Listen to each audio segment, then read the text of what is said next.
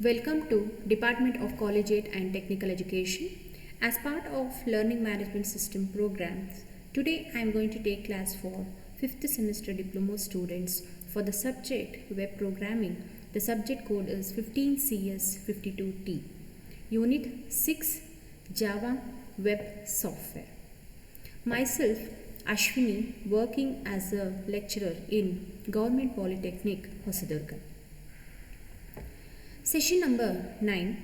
Topics of the today's classes: Model View Controller, Application Architecture, Java Server Faces, and MCQs. Learning outcomes: learn design model of Model View Controller (MVC) and learn Java Server Faces. And third one, understand the architecture of Model View Controller and Java Server Faces. Model View Controller Application Architecture. So MVC ಅಂತಂದ್ರೆ ಏನು? It is a software design architectural pattern used for developing web applications. So ಇದು ನಾವು architecture ಅಂತ ಕರಿತೀವಿ. ಅಂದರೆ ಒಂದು ಸಾಫ್ಟ್ವೇರ್ನ design ಮಾಡೋದಕ್ಕೆ ನಾವು MVC ಆರ್ಕಿಟೆಕ್ಚರ್ ಯೂಸ್ ಮಾಡ್ಕೊತೀವಿ. ಫಾರ್ ಮೇನ್ ಪರ್ಪಸ್ ನಾವು ಯೂಸ್ ಮಾಡೋದು ಯಾತಕ್ಕೆ ಅಂತಂದರೆ for developing web applications. So ಇದೇ ರೀತಿ ನಾವು .NET ಅಂತ ಸಾಫ್ಟ್ವೇರನ್ನು ಯೂಸ್ ಮಾಡ್ತಾ ಇದ್ವಿ. ಅದು .NET ಫ್ರೇಮ್ ವರ್ಕ್ ಆಗುತ್ತೆ. ಸೊ ಬಟ್ ಇದು MVC is a software. The basic idea in MVC design model is to separate out design logic into 3 parts. So ಇದರಲ್ಲಿ ನಾವು 3 ಭಾಗಗಳನ್ನ ನಾವು ವಿಂಗಡಿಸ್ತೀವಿ. ಸೊ ಅದರಲ್ಲಿ first one modelling, viewing and controller.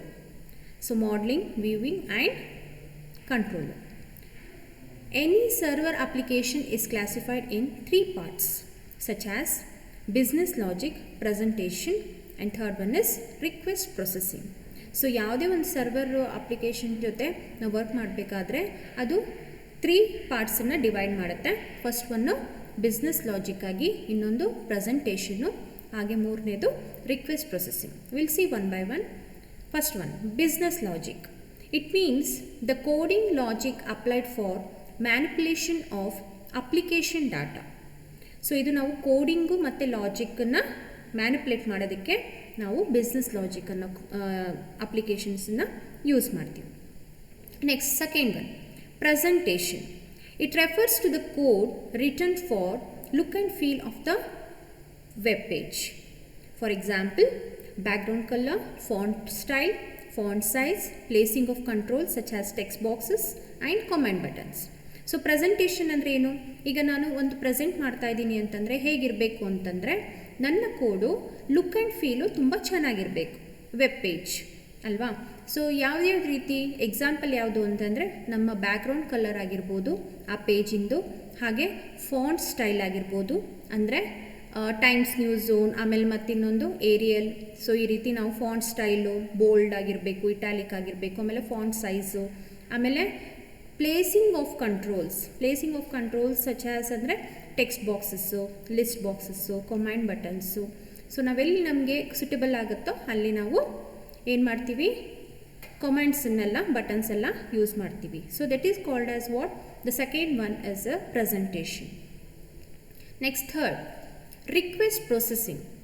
It is a combination of business logic and presentation. The request processing is always done in order to generate the response. So request processing ಅಂದರೆ, process ಅಂದರೆ ಏನು? ಒಂದು action. So ಅದನ್ನು ನಾವೇನು ಮಾಡ್ತೀವಿ? Request ಮಾಡ್ತೀವಿ. ಯಾವುದೇ ಒಂದು ಪ್ರೋಸೆಸ್ ಆ್ಯಕ್ಟ್ ಮಾಡಬೇಕಂದ್ರೆ ಫಸ್ಟ್ ರಿಕ್ವೆಸ್ಟ್ ಮಾಡಬೇಕು. ಅದಕ್ಕೆ ನಾವು ಏನು ಮಾಡ್ತೀವಿ? ಸುಟೇಬಲ್ಲು ರೆಸ್ಪಾಂಡು ಮಾಡ್ತೀವಿ. Okay, so this are the 3 server applications ನಾವಿಲ್ಲಿ ಯೂಸ್ ಮಾಡ್ತೀವಿ. ಒಂದು business logic, presentation and request processing. Okay, according to the MVC design model, the model corresponds to business logic, view corresponds to the presentation and controller corresponds to request processing. ಒಂದು ಮಾಡೆಲಲ್ಲಿ, ಒಂದು model ಅಂತ ತೊಗೊಂಡ್ರೆ ಅದು first one ಏನು ಬರುತ್ತೆ? Business logic related ಆಗಿರುತ್ತೆ. View ಅಂತ ತೊಗೊಂಡ್ರೆ ನಾವು ಯಾವ ರೀತಿ ಪ್ರೆಸೆಂಟೇಷನ್ ಮಾಡ್ತೀವಿ ಅಂತ ಕೌಂಟ್ ಬರುತ್ತೆ. ಆಮೇಲೆ ಕಂಟ್ರೋಲರ್, ಯಾವ ರೀತಿ ರಿಕ್ವೆಸ್ಟ್ ಮಾಡಿದ್ದನ್ನು ಯಾವ ರೀತಿ ರೆಸ್ಪಾಂಡ್ ಮಾಡಬೇಕನ್ನೋ ಕಂಟ್ರೋಲರು ಕರೆಸ್ಪಾಂಡಿಂಗು ನಾವು ರಿಕ್ವೆಸ್ಟ್ ಪ್ರೊಸೆಸಿಂಗಲ್ಲಿ ಮಾಡ್ತೀವಿ. So this are the 3 what design models according to the MVC. Okay, so this is model view controller application architecture. So ಯಾವ ರೀತಿ ವರ್ಕ್ ಮಾಡುತ್ತೆ, ಒಂದು ಮಾಡೆಲ್ ಅಂತ ತಗೊಂಡಾಗ ಫಸ್ಟ್ ನಾವೇನು ಮಾಡ್ತೀವಿ, ಮಾಡೆಲ್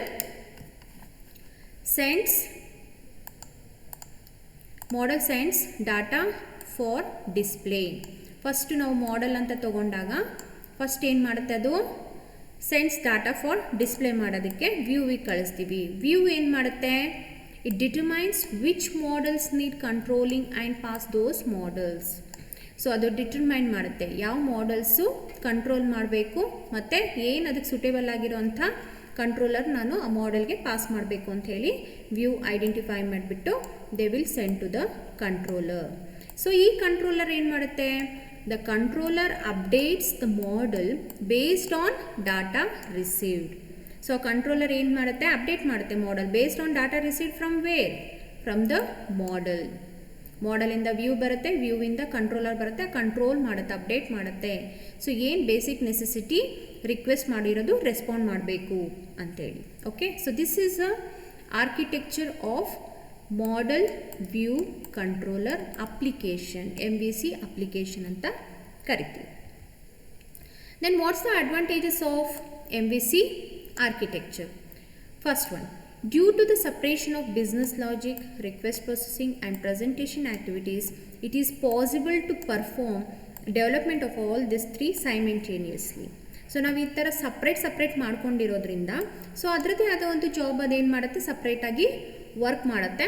ಸೊ ಹಾಗಾಗಿ ನಾವು ಏನು ಮಾಡ್ಬೋದು, no need to wait for single design model. So business logic ಏನಾಗಿದೆ, ಆಮೇಲೆ ರಿಕ್ವೆಸ್ಟ್ ಮಾಡೋದು, ರಿಕ್ವೆಸ್ಟ್ ಮಾಡಿದ್ಮೇಲೆ ಪ್ರೆಸೆಂಟೇಷನ್ ಮಾಡೋದು. ಸೊ ಇದಕ್ಕೆಲ್ಲ ನಾವು ಟೈಮು ವೇಸ್ಟ್ ಮಾಡೋವಂಥ ಅವಶ್ಯಕತೆ ಇರಲ್ಲ. ಸೈಮಲ್ಟೇನಿಯಸ್ ಆಗಿ ಏನಾಗುತ್ತೆ, ಅದು ಅದ್ರ ಜಾಬ್ ಅದು ಪರ್ಫಾರ್ಮ್ ಮಾಡ್ತಾ ಇರುತ್ತೆ. So that is a first advantage of using MVC architecture. Second one, due to the separation of responsibilities, the modification or changes can be easily incorporated.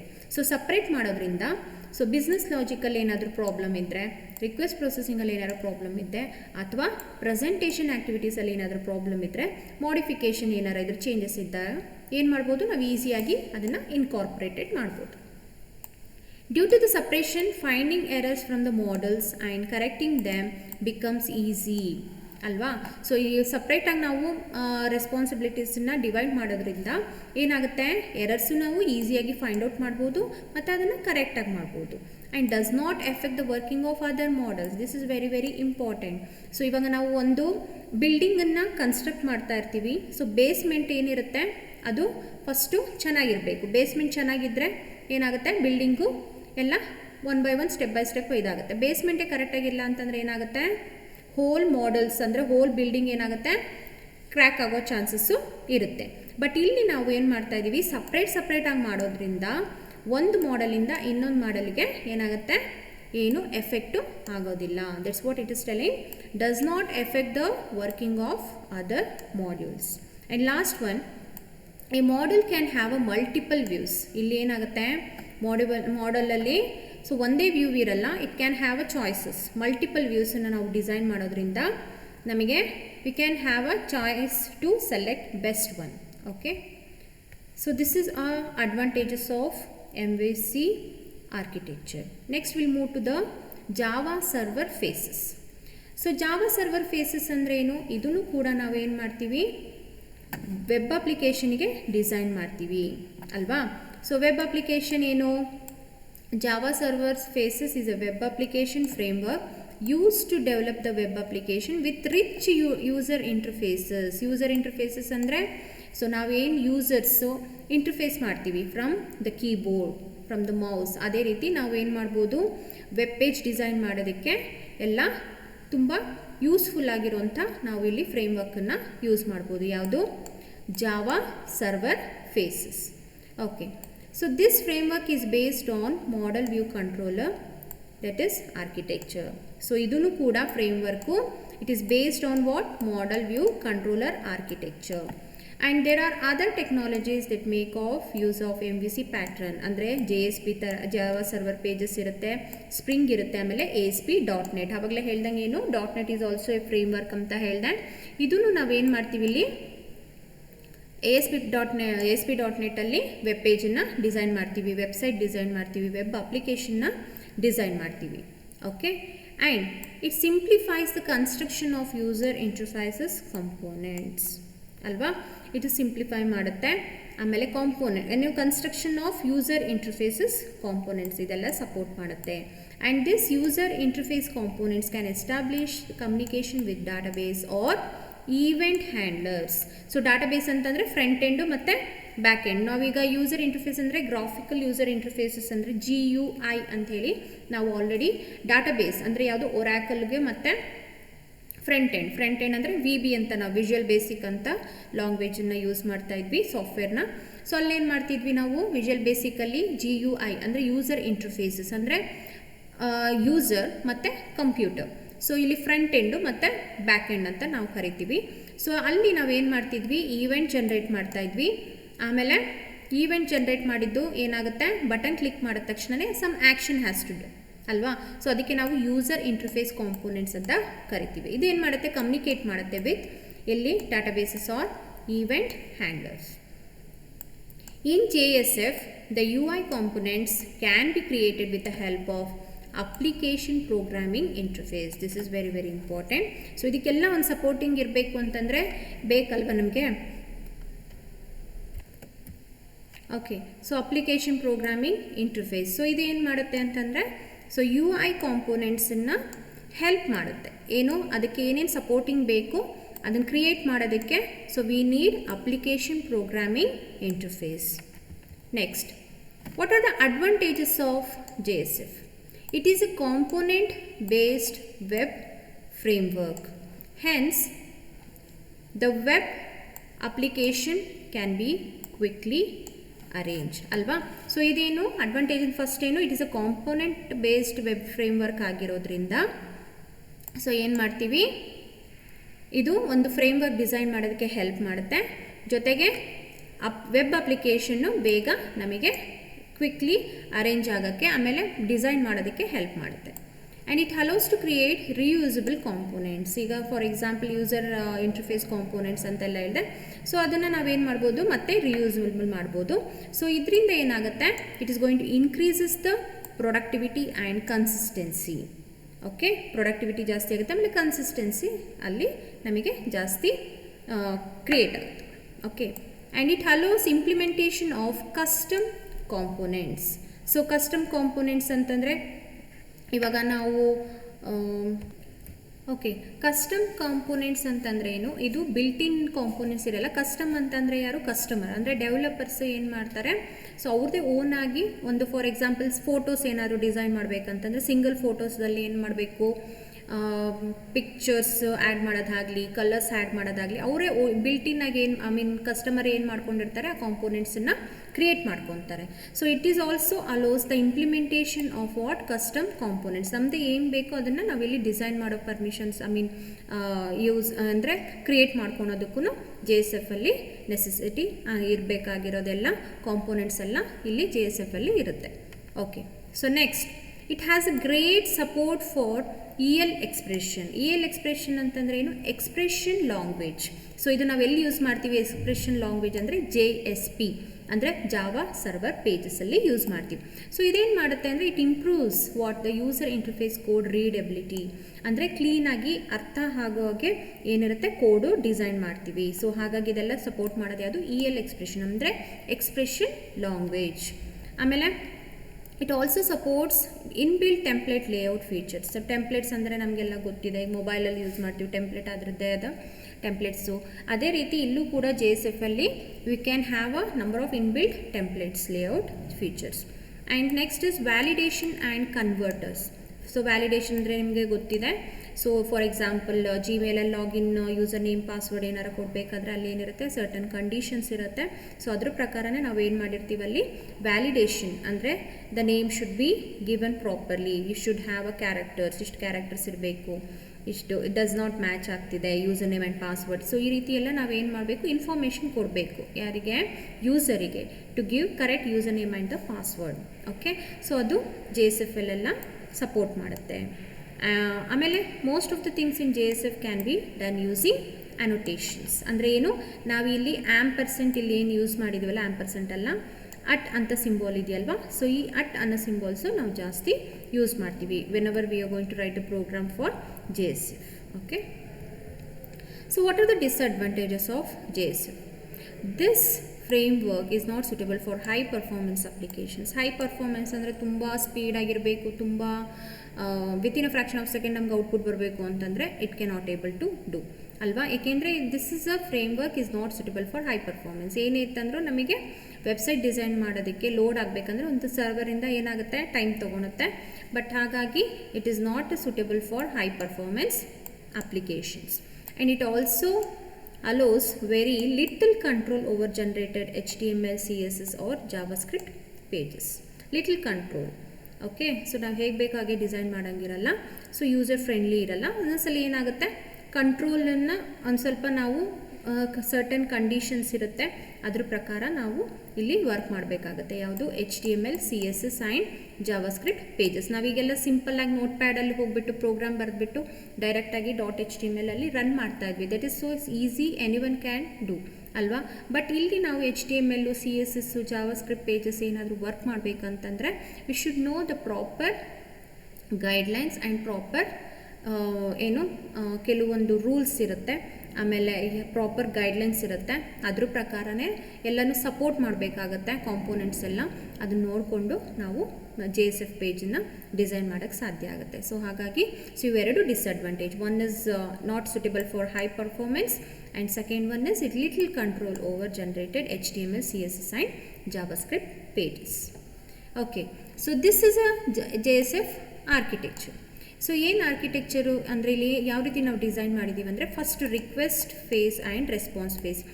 ನಾವು ಇಲ್ಲಿಂದನೇ ಸ್ಟಾರ್ಟ್ ಮಾಡ್ತೀವಿ. ಏನೇ ಒಂದನ್ನು ನಾವು ರಿಕ್ವೆಸ್ಟ್ ಮಾಡಿದಾಗ we want a response. First ನಾವೇನು ಮಾಡ್ತೀವಿ, JSF faces servlets ಪೇಜಸನ್ನು create ಮಾಡ್ತೀವಿ. ಸೊ ಇದು controller routes the web request ಮಾಡ್ತೀವಿ through the request processing. Okay, so ಇದಕ್ಕೆ ಸಪೋರ್ಟಿಂಗ್ ಬೇಕಾಗಿರೋದು JSF ಫೇಸಸ್ ಸರ್ವ್ಲೆಟ್ಸಿಗೆ ಕಾನ್ಫಿಗ್ ಅನ್ನೋ ಒಂದು ಫೈಲ್ ಬೇಕಾಗುತ್ತೆ, ಆಮೇಲೆ ಮ್ಯಾನೇಜ್ಡ್ ಬೀನ್, ಆಮೇಲೆ ಸೊ ಇದೇನು ಮಾಡ್ತೀವಿ, ನಾವು ಒಂದು ವೆಬ್ ಪೇಜನ್ನು ಡಿಸೈನ್ ಮಾಡ್ತೀವಿ. ಎಲ್ಲಿಂದ, JSF ಫೇಸಸ್ ಸರ್ವ್ಲೆಟ್ಸಿಂದ ವೆಬ್ ಪೇಜು XHTMLನ ಡಿಸೈನ್ ಮಾಡ್ತೀವಿ, ಅಂದರೆ ಡೈನಮಿಕ್ ಪೇಜಸನ್ನು ಡಿಸೈನ್ ಮಾಡ್ತೀವಿ. ಸೊ ಇದು ಕಂಟ್ರೋಲ್ ನಮಗೆ ಎಲ್ಲಿಂದ ಸಿಗುತ್ತೆ, ಮ್ಯಾನೇಜ್ಡ್ ಬೀನ್ ಅಂಥೇಳಿ. ಸೊ ಈ ಮ್ಯಾನೇಜ್ಡ್ ಬೀನ್ ಏನು, model provides access to data and databases or web service. Managed ಬೀನಲ್ಲಿ ಅಂದರೆ ಒಂದು ಮಾಡೆಲ್ ಡಿಸೈನ್ ಮಾಡುತ್ತೆ, ಅದಕ್ಕೆ ನಾವು ಮಾಡೆಲ್ಗೆ ಏನು ಮಾಡ್ಬೋದು, ಆಕ್ಸೆಸ್ ಮಾಡ್ಬೋದು ಡಾಟಾನ, ಡಾಟಾಬೇಸನ್ನು ಆಕ್ಸೆಸ್ ಮಾಡ್ಬೋದು ಅಥವಾ ವೆಬ್ ಸರ್ವಿಸಸ್. ಓಕೆ, ಸೊ ಇಲ್ಲಿಂದ ನಮ್ಗೆ ಏನು ಸಿಗುತ್ತೆ, ನೆಕ್ಸ್ಟು ವೆಬ್ ಪೇಜ್ XHTMLinದ we can view the provides view data using HTML page. ನಮ್ಗೆ ಏನು ಬೇಕು, XHTML ಡಿಸೈನ್ ಮಾಡಿರೋದನ್ನು ವ್ಯೂ ಮಾಡ್ತೀವಿ. ವ್ಯೂ ಮಾಡಿ ಲಾಸ್ಟಿಗೆ we are going to send the response to the user. Okay, so this is what a JSF architecture we are requesting and responding to the user. Okay, so this is what it is telling the explanation about the JSF architecture. So when the user submits the request to the application server using web server, this request is received by JSF faces servlets. Okay, so ಇಲ್ಲಿದೆಯಲ್ಲ, first request ಮಾಡಿರೋದನ್ನು first ನಾವು JSF faces servlets ಅಲ್ಲಿ design ಮಾಡ್ತೀವಿ. Then this servlets is a part of JSF library and it needs not to be written. ಇದು JSF library store ಆಗುತ್ತೆ, ಅದಕ್ಕೆ ನಾವಿಲ್ಲಿ config ಅಂತ ಹೇಳ್ತಾ ಇದ್ದೀನಿ. ಇನ್ನೊಂದು managed bean. Okay, so it basically acts as a controller. Okay, it routes the request to appropriate page and it can read config.html file or managed bean. So ನಾವೇನು request ಕಳಿಸಿರ್ತೀವಲ್ಲ ಆ ಪೇಜನ್ನು ಇಲ್ಲಿ ಡಿಸೈನ್ ಮಾಡಿ through ಸರ್ವ್ಲೆಟ್ಸ್ we are going to create config.xml or managed bean, that is called as controller. So ಇವೆಲ್ಲ ಏನಂತ ಕರಿತೀವಿ, controller ಎಲ್ಲಿಂದ ಬರುತ್ತೆ, request and response. ಇದೇನು ಮಾಡುತ್ತೆ, ಕಂಟ್ರೋಲ್ ಮಾಡುತ್ತೆ. Okay, Then the managed bean contains the form data which can access the backend data or database to retrieve desired data for processing the request. So ಈ managed bean ಏನು ಮಾಡುತ್ತೆ, ಫಾರ್ಮ್ನ design ಮಾಡಿಕೊಂಡು ಬ್ಯಾಕೆಂಡಲ್ಲಿ data, so here ಬ್ಯಾಕೆಂಡಲ್ಲಿ ಡಾಟಾ ಬೇಸಸಲ್ಲಿ create ಮಾಡಬೇಕಾಗಿರೋದು ಸರ್ವಿಸಸ್ ಎಲ್ಲ ಪ್ರೊವೈಡ್ ಮಾಡುತ್ತೆ ಮ್ಯಾನೇಜ್ ಬಿನ್ನಿಂದ ಮತ್ತೆ ಏನು ಮಾಡ್ತೀವಿ ನಾವು ಇಲ್ಲಿ XHTML ಪೇಜಸನ್ನು ಕಳಿಸ್ತೀವಿ. ಸೊ ಅದೇನು ಮಾಡುತ್ತೆ, HTML ಪೇಜ್ ಡಿಸೈನ್ ಮಾಡಿದ್ಮೇಲೆ ಥ್ರೂ ದಿಸ್ ವ್ಯೂ ಮಾಡಲಿಂದ ನಾವೇನು ಮಾಡ್ತೀವಿ, ರೆಸ್ಪಾನ್ಸ್ ಮಾಡ್ತೀವಿ. Lastly the manage bean acts as a model. Okay, so this is a JSF architecture and so JSF servlets will determine and route the request to appropriate page for display information. So faces servlets ಅಂದರೆ ಯಾವುದು, ಈ phases ಸರ್ವ್ಲೆಟ್ಸ್ ಏನು ಮಾಡುತ್ತೆ, determine ಮಾಡುತ್ತೆ ಮತ್ತು request ಮಾಡುತ್ತೆ appropriate page for display information. And typically this web pages are in XHTML files. This part acts as a view ಅಲ್ವಾ. So ನಾವು ಮೊದಲೇ ಹೇಳ್ದಂಗೆ ಬಿಸ್ನೆಸ್ ಲಾಜಿಕ್ ಇರುತ್ತೆ, ವ್ಯೂ ಇರುತ್ತೆ, ಮತ್ತು ಇನ್ನೊಂದು ರಿಕ್ವೆಸ್ಟ್ ಪ್ರೊಸೆಸಿಂಗ್ ಇರುತ್ತೆ ಅಂತ ಹೇಳಿದ್ದೆ. So finally the web page is rendered and send to the web browser to the user. So finally ಏನಾಗುತ್ತೆ, ವ್ಯೂ ಆದಮೇಲೆ ವ್ಯೂ ಮಾಡಲ್ ಆದಮೇಲೆ directly it will send to the response to the user to display the user. Okay, so this is about the DSF architecture. Okay, summary of the today's session is understand model view controller application. ಅದರಲ್ಲಿ ಏನೇನು ಕಲ್ತ್ವಿ, MVC design ಮಾಡಲು, architecture of MVC and advantages of MVC. Again Java server ಫೇಸಸಲ್ಲಿ advantages and disadvantages and working of JSF. So some of the multiple choice questions of the today's session. First one, the dash is a software design architectural pattern used for developing web applications. The first one is model view controller, action view controller, design view controller, and none of this. Alva? So the answer is first one, the model view controller. Second, MVC design model is to separate out design logic into three parts: actioning, modeling, and controller, modeling, viewing, and controller, business presentation and controller, and none of them. The answer is second one, that is modeling, viewing, and controller.